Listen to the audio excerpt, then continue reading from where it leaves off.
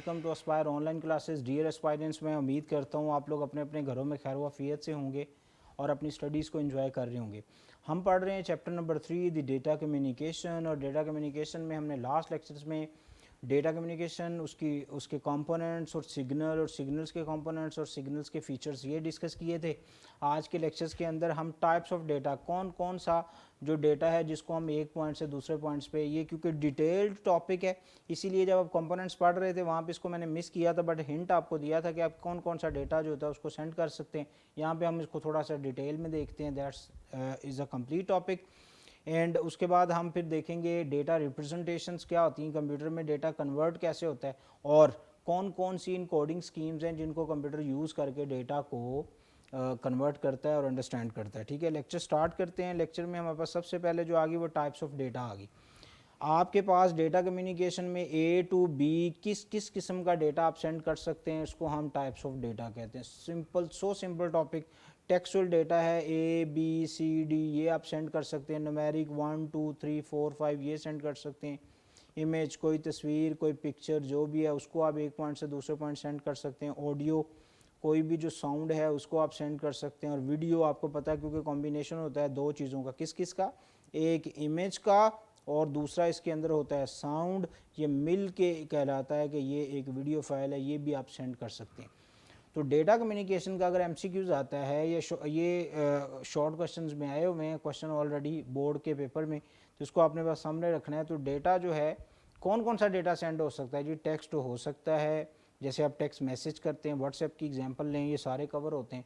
आप उस पर नंबर सेंड कर सकते हैं, टेक्स्ट सेंड कर सकते हैं, ग्राफिक सेंड कर सकते हैं, इमेज सेंड कर सकते हैं, ऑडियो सेंड कर सकते हैं, वॉइस नोट, वीडियो, कोई वीडियो क्लिप वो आप सेंड कर सकते हैं। This is all called types of data which actually we use in data communication या which we use for data communication. ठीक है, तो ये हमारे पास टॉपिक हो गया कंप्लीट डेटा कम्युनिकेशन का। बुक के ऊपर chapter number 3 page number 3, chapter 3 page 3 की जो सेकंड हेडिंग है सिग्नल्स के बाद वो डेटा कम्युनिकेशन ही है। उसको ज़रा एक दफ़ा आपने रीडिंग करनी है। कोई भी चीज़ उसमें क्लियर ना हो तो ज़रूर कमेंट्स कीजिएगा, मैं उसको सॉल्व करवा दूंगा मज़ीद आप लोगों को। ठीक है, उसके अंदर थोड़ा सा जो है ना डेटा के अंदर वो एक वर्ड आएगा जो आपको कंफ्यूज करेगा बेटा, आस्की। तो ये जो आस्की है ना, ये बेसिकली एक इनकोडिंग स्कीम है। आपका जो डेटा कंप्यूटर को डायरेक्ट समझ नहीं आता, वो American standard code for information interchange scheme use करता है for understanding for representations in computers. इसकी डिटेल भी इसी लेक्चर्स के अंदर ही है, तो आप लेक्चर एंड तक सुनेंगे, आपका ये वाला कॉन्सेप्ट भी क्लियर हो जाएगा कि डेटा कम्युनिकेशन के अंदर ये आस्की और इमेज के अंदर ये क्यों लिखा हुआ है कि आस्की बिट्स और ASCII formats which are use for transformations. ठीक है, क्योंकि ये जो डेटा की एक्चुअल फॉर्मेट्स होता है ये कभी भी ट्रांसमिट नहीं होता है, डेटा को हमेशा किसी ऐसे फॉर्मेट में कन्वर्ट किया जाता है जो कि ट्रांसमिट होता है। ये टॉपिक देखें ज़रा, ये टॉपिक है डेटा रिप्रेजेंटेशन। ठीक है, इसीलिए ये वो पॉइंट्स है। अब ये देखें, आपको पता है मैंने लास्ट लेक्चर में भी आपको जाते कि हिंट दिया था कि कंप्यूटर्स के माइक्रो प्रोसेसर्स बने हुए इंटीग्रेटेड सर्किट्स के, और इंटीग्रेटेड सर्किट्स बने हैं लॉजिकल गेट्स के। और लॉजिकल गेट्स वो जो आप मैट्रिक की फिजिक्स में पढ़ के आए हैं, or gate, not gate, and gate, वो सारे के सारे जो लॉजिकल गेट्स हैं वो बेसिकली 0110 फॉर्मेट में ही आपसे इनपुट लेते हैं और उनकी आउटपुट भी ऐसी आती है। वो मतलब वो पुर्जा है ही ऐसा, तो जो इनपुट ले या स्टेट ऑन या स्टेट ऑफ, इसके अलावा वो किसी किस्म की इनपुट ले ही नहीं सकता। ठीक है, तो कंप्यूटर के अंदर हम तो hello, hi, how are you, where are you coming, not coming, going, where going, इस तरह की हम जो लिखते हैं, ये हम तो उर्दू, इंग्लिश, ये सारी ज़ुबानें और उसमें टाइप करते हैं। तो कंप्यूटर्स के प्रोसेसर्स या कंप्यूटर का जो सीपीयू है वो इनको अंडरस्टैंड कैसे करता है, वो उसकी अंडरस्टैंडेबिलिटी के लिए कुछ एक प्रोसीजर है जिसको हम देखते हैं। लेट्स सपोज प्रोसीजर ये है कि आपने अपने कंप्यूटर पे टाइप किया हाय, ये स्टेप 1 है, इसको आप S1 कह दें। S2 में क्या हुआ, ये जो आपका डेटा है ये एक टेबल में जाएगा जिसको आस्की टेबल कहते हैं। आस्की अमेरिकन स्टैंडर्ड कोड या यूनी टेबल, उसमें क्या होता है, सारी A B C जो है इनके नंबर लगे हुए हैं। ठीक है, अब लेट्स सपोज आपका नंबर है H एंड I, अब H का नंबर है 13 और I का नंबर है लेट्स सपोज 9। राइट, ये आपका हो गया स्टेप 2। स्टेप 3 में क्या होगा, ये एज की वैल्यू उठाई जाएगी जो कि क्या है 13, तो 13 को अंदर रखेंगे, डिवाइड करेंगे किस पे, 2 पे। 2 6 आर 12, पीछे क्या बचा 1, उसके बाद 2 3 आर 6, पीछे क्या बचा 0, उसके बाद 2 1 आर 2, पीछे का बचा 1। तो अगर आप इसको काउंट करें तो ये क्या बन गया 1 1 0 1। ठीक है, और इसी तरह ये 9 है, अगर आप 9 को डिवाइड करें तो ये लें जी 9 को इधर डिवाइड कर लेते हैं, 2 4 1 2 2 4 ये लेट्स सपोज हमारे पास 0, उसके बाद 2 1, ये मेरे पास आ गया वंस अगेन 0। इसको आप इकट्ठा करें तो ये क्या बन जाएगा जी 1 0 0 1। ठीक है, तो ये मेरे पास आ गया कन्वर्जन होगी किस में, तो जो डेटा आपने दिया वो अल्फ़ाबेट्स में था, हमने उसकी आस्की वैल्यू उठाई, आस्की वैल्यूज़ को हमने कन्वर्ट किया बाइनरी कोड मशीन्स के साथ, तो वो बन गया जी 1 1। अब जो कंप्यूटर के पास जाना है वो जाना है 1 1 0 1 एंड 1 0 0 1, ये पूरा कोड प्लस हो के कंप्यूटर के पास जाना है, और कंप्यूटर को समझ आ जाएगी कि जो यूज़र ने टाइप किया है वो हाई टाइप किया है या हेलो टाइप किया है। बात समझ में आ गई आपको? ठीक है, तो इस तरह जो आपका कंप्यूटर है वो अंडरस्टैंडिंग करता है आपके डेटा की representation, and this procedure actually called data representation, इसी को हम डेटा रिप्रेजेंटेशन प्रोसीजर कहते हैं। स्टोरी क्लियर है आपको? आगे चलते हैं जी, इसकी प्रॉपर डेफिनेशन वो भी देख लेते हैं। The computers work with binary numbers only, क्यों? क्योंकि integrated circuits integrated circuit, logical gates understand zeros and ones, that's why computer deal with zeros and ones, and zeros and ones in other word is called binaries। Story clear है?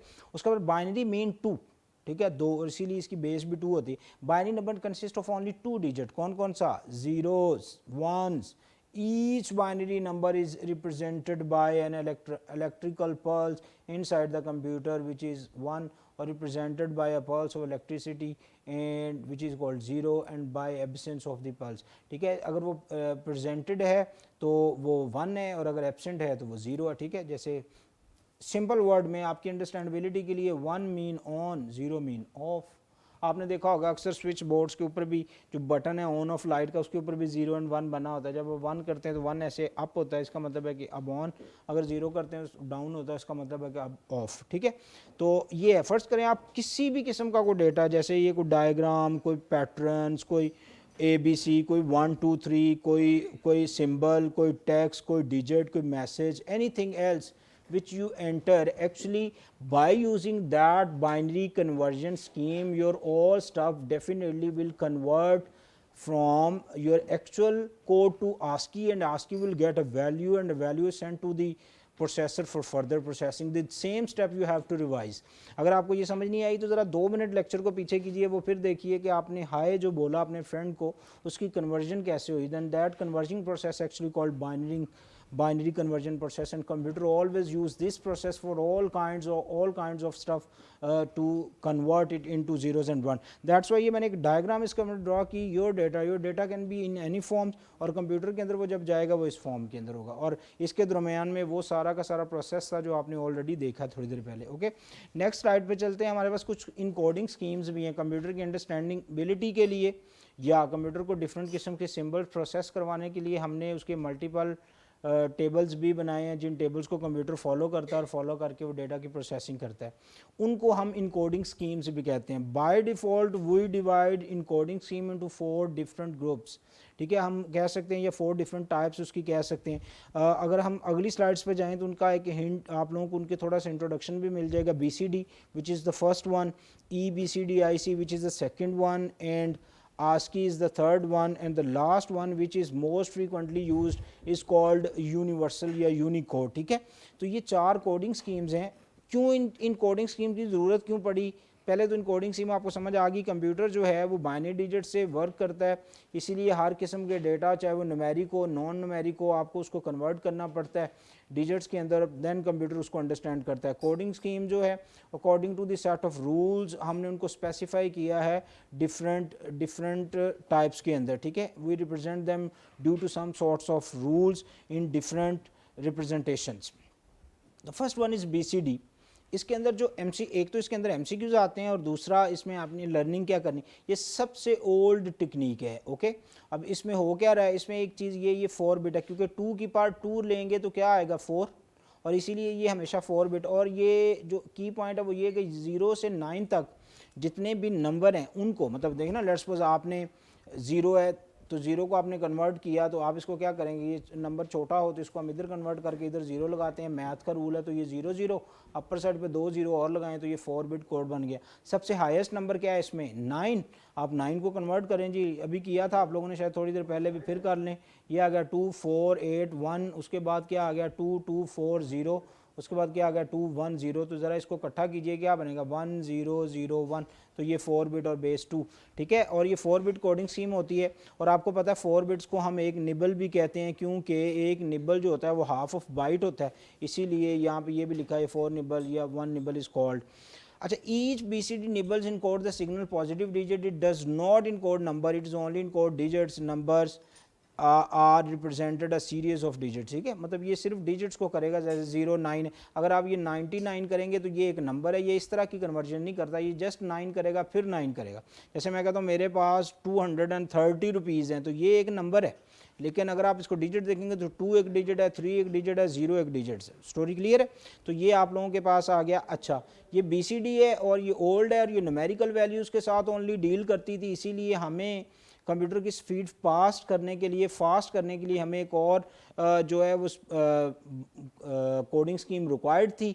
वो coding scheme क्या है? वो EBCDIC, extended binary coded decimal interchange code, ठीक है। ये इसका abbreviation भी लिखा है, ये इसका भी abbreviation stand for binary coded decimal, ये आ गया, ये stand for extended binary coded decimal interchange code. ये कोड नहीं है, कोडेड है, MCQs के लिए इसका ख़ास ख्याल रखना है आप लोगों ने। और ये 8 बिट है, ठीक है, क्योंकि इसके अंदर 2 की पावर 3 होती है, तो ये कितना हो गया 2 क्रॉस 2 क्रॉस 2, तो 2 2 ज़ा 4 4 2 ज़ा 8, ठीक है। तो इसकी ये पावर ये होती है 3 और ये 8 जो करैक्टर्स हैं उनको कोड करता है। और ये IBM ने main frame computers operating system के लिए फर्स्ट टाइम यूज़ किया था। ये BCD का एक्सटेंडेड वर्जन था, ठीक है। ये उससे ज़रा मतलब उसके अंदर जो डेटा रिप्रेजेंट 4 बाइट की होती थी, इसमें 4 बिट की होती थी, इसमें 8 बाइट्स की हो रही है, ठीक है, जिसकी वजह से स्पीड डबल होगी।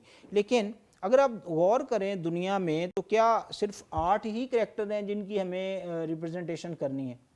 नहीं जी, हमें तो इंग्लिश की रिप्रेजेंटेशन करनी है, हमें डिजिट्स की रिप्रेजेंटेशन करनी है, हमें कुछ सिंबल्स की रिप्रेजेंटेशन करनी है, कुछ ऑपरेटर्स की रिप्रेजेंटेशन करनी है। तो फिर हमारा BCD भी हाथ खड़े कर देता है, EBCDIC कोडिंग स्कीम भी हाथ खड़े कर देती है कि हम ये सपोर्टिव नहीं है, हम ये सपोर्ट नहीं कर सकते। तो फिर जो थर्ड टेक्निक आती है डेटा को रिप्रेजेंट, क्योंकि डेटा जो भी आपने एंटर किया कंप्यूटर को उसको कन्वर्ट होना है, और अगर आपने नंबर किए तो BCD EBCDIC ओके, लेकिन अगर आपने लिख दिया hello where are you going, अब ये तो सारा का सारा डिपेंडेंट है करैक्टर पे और एंड पे क्वेश्चन मार्क भी है।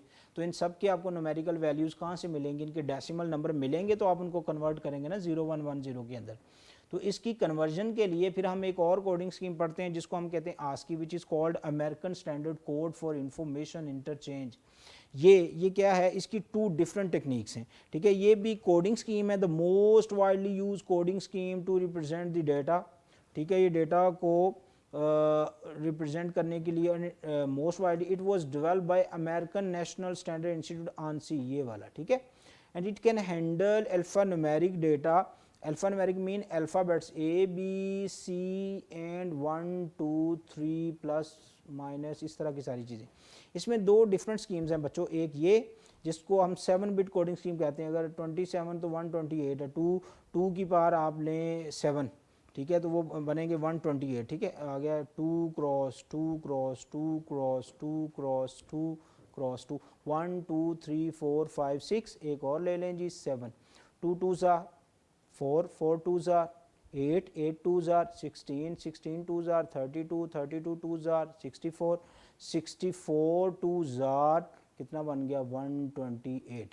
अच्छा, और एक इसकी और है विच इज़ कॉल्ड 8 बिट, और उसके साथ ये कितने 256, इसके साथ 128, इसके साथ 250, और ये इसकी हाईएस्ट वैल्यू थी। इस तरह अगर आप इसके साथ 2 और ले लें तो 64 2 ज़ार कितना बन जाएगा, वो बन जाएगा 256, ओके। तो ये 256 डिफरेंट करैक्टर को सपोर्ट कर सकते था। मसलन जो English, maths, numeric, number, digit, ये कोडिंग स्कीम कर रही थी, ओके थी, कोई इशू नहीं थी। लेकिन चाइनीज़ ने कहा जी हम तो चाइनीज़ टाइप करना चाहते हैं, उर्दू वालों ने कहा जी हम तो उर्दू भी टाइप करना चाहते हैं। अब कंप्यूटर के अंदर अगर ऐसा पैटर्न होगा कि वो चाइनीज़, जापानीज़ और उर्दू को और पर्शियन और हिंदी को और अरबिक को अंडरस्टैंड करेगा, then computer will receive input. अगर आप जाएं रिसीवर और सेंडर और रिसीवर की डेफिनेशन मैंने आप लोगों को पहले बताया था कि recipient must understand that formats. अगर आप इस पर चाइनीज़ लिखनी शुरू कर दें, कंप्यूटर को चाइनीज़ फॉर्मेट्स नहीं आते तो कंप्यूटर कभी भी वो वाली जो है लैंग्वेज को अंडरस्टैंड नहीं करेगा और कभी भी कुछ भी आपको स्क्रीन पे शो नहीं करेगा, क्योंकि computer always required that decimal numbers. तो फिर हमने क्या किया, हमने ये किया कि इंग्लिश पूरी की पूरी उसके नंबर बना दिए न्यूमेरिकल। अब न्यूमेरिकल नंबर को 2 2 पे डिवाइड करते जाएं और कोड बनते जाते हैं। ओके, फिर चाइनीज़ पकड़ी, चाइनीज़ को न्यूमेरिकल नंबर लगा दिए। अब अकेली चाइनीज़ के अंदर को 40,000 करेक्टर्स हैं। अब 40,000 करेक्टर्स को आपको कन्वर्ट करना है तो उसके लिए आपको 40,000 करेक्टर्स का एक पूरा टेबल रिक्वायर्ड है।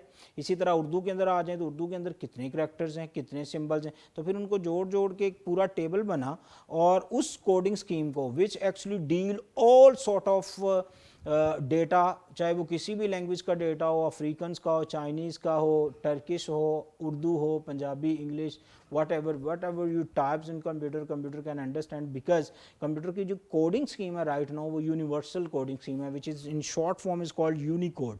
और यूनिकोड जो है they can supports BCD, they can support EBCDIC, they can support ASCII, और उसी 256 से आगे का जो पूरा टेबल है उसको यूनिवर्सल कोडिंग स्कीम कहते हैं। एंड यूनिवर्सल कोडिंग स्कीम जो है ना बच्चों वो 16 बिट कोडिंग स्कीम है एंड 65,536 ये इसकी एक्चुअल वैल्यू है। 65,536 ये राउंड वैल्यूज़ होती हैं, ठीक है। लेकिन आप वो कोशिश करें इसको फॉलो करें, अगर टेस्ट में आ जाती तो आपने इसी को ही, तो ये इतने ज़्यादा करेक्टर्स को और नंबर्स को, बल्कि अब इसकी आगे फर्दर फॉर्मेट्स भी आ गई हैं आपके लिए जनरल नॉलेज के लिए। जैसे इसको हम कहते हैं universal transformation formats with 8 bit, universal transformation formats with 16 bit, universal transformation formats with 32 bits. अगर आप इसको जस्ट प्रोसेस कर लें, जस्ट आप 32 बिट को प्रोसेस कर लें सिर्फ इसको, तो ये तो करोड़ों अरबों में वैल्यूज़ बनती हैं, ठीक है।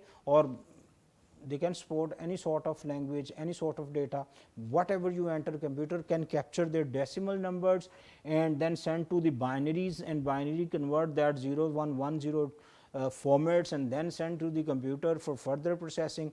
This is all about coding schemes. Hope so आप लोगों ने टाइप्स ऑफ डेटा, क्योंकि बहुत माइनर्स और इजी सा टॉपिक था, जनरल लाइफ की चीज़ें थी इसलिए जल्दी हो गया। उसके बाद रिप्रेजेंटेशन ऑफ डेटा आप लोगों ने देख लिया। उसके बाद हमने इसकी कोडिंग स्कीम्स देखी कौन कौन सी। सबसे पहले मैं रिपीट कर दूं BCD, उसके बाद EBCDIC, उसके बाद ASCII और उसके बाद यूनी। फ़र्क क्या है, एक टेबल बनाइए, नोटबुक सामने रखिए, एक BCD का स्टैंड फॉर लिखिए, binary coded decimal, number of bit कितने रिप्रेजेंट कर सकते हैं 0 to 9, और 4 बिट कोडिंग स्कीम है, जो नंबर भी आएगा उसका रिजल्ट कितने बिट आएगा 4 बिट आएगा, and they can support 0 to 9 only. Okay, ये टेबल BCD की स्टोरी कंप्लीट, MCQs बन गया। उसके बाद EBCDC पे आ जाएं, इसके एब्रीवेशन लिखें, extended binary code decimal, binary coded decimal interchange code. इसकी ये क्या है, ये 8 बिट इसके रिजल्ट्स होते हैं, they can support 128 characters, right. उसके बाद हमारे पास आगे जी ASCII, और ASCII American standard code for information change है। इसके अंदर 2 डिफरेंट रिप्रेजेंटेशन है, एक 7 बिट है और एक 8 बिट है। 7 बिट के साथ ये 128 करेक्टर्स को रिप्रेजेंट करती है, और जो 8 बिट है उसके साथ 256 बिट्स को ये क्या करती है, रिप्रेजेंट करती है। अच्छा, उसके बाद जो थर्ड वन है which is called uni, and uni is a 256 character symbol. ये शुरू ही यहाँ से हुई सी, एज आई टोल्ड यू, ठीक है। और सिंबल्स और करेक्टर रिप्रेजेंट होते हैं। EBCDIC, ASCII can encoded only English and other Western European language.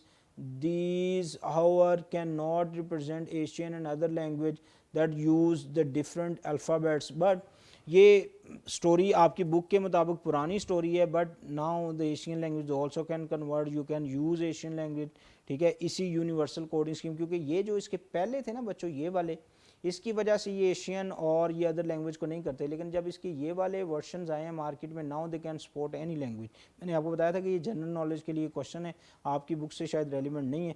और ये यूनिवर्सल कोडिंग स्कीम है क्या, 16 बिट कोडिंग स्कीम है, और इसकी कैपेसिटी क्या है 65,536 करेक्टर्स और सिंबल्स और यूनिकोड, बैकवर्ड कंपैटिबिलिटी, और इसके first 256 character Unicode and the same ASCII character. जो ASCII के पहले 256 है, वहीं से मैंने आपको बताया था ये आगे स्टार्ट हुई है, ठीक है। तो ये है, और इसका MCQ एक और आता है जी, बताएं कौन सी कोडिंग स्कीम है जिसने ASCII को रिप्लेस किया, तो वो यूनिवर्सल कोडिंग स्कीम है। ये MCQ उलट भी आ जाता होता है पेपर में, which coding scheme has to be replaced, तो वो आस्की है, ठीक है। मतलब कौन सी रिप्लेस हो रही है तो आस्की, कौन कर रहा है वो यूनिवर्सल कोडिंग स्कीम है। होप सो आप लोगों को ये कोडिंग स्कीम वाला कॉन्सेप्ट क्लियर हुआ होगा। इंशाल्लाह फिर हम मोड्स ऑफ डेटा कम्युनिकेशन के साथ नेक्स्ट लेक्चर में मिलेंगे। अपना बहुत सारा ख्याल रखिए। अल्लाह हाफिज़।